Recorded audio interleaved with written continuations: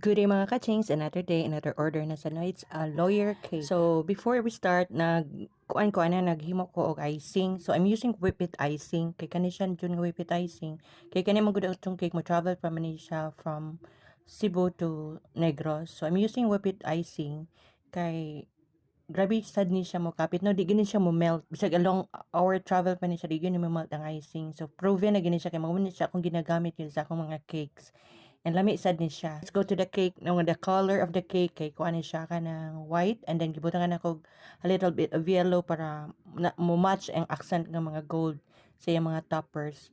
So this is the toppers nga akong gihimo no. This is made all fondant except lang sad kanang case close nga word kay printable man na siya. Sa books o kanang bottom na to nga black kanang sa ibang base kay fondant sad na siya. So again, thank you Ate Gemma for trusting Ching's Cake.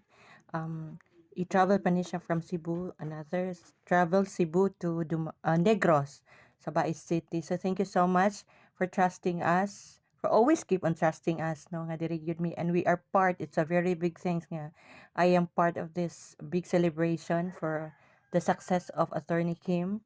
Thank you so much, and thank you also sa mga suki na tanong nga nagbalik-balik pag mga order sa ato and this 2025. Thank you so much. And this is it. This is our lawyer's theme cake. Again, thank you and God bless.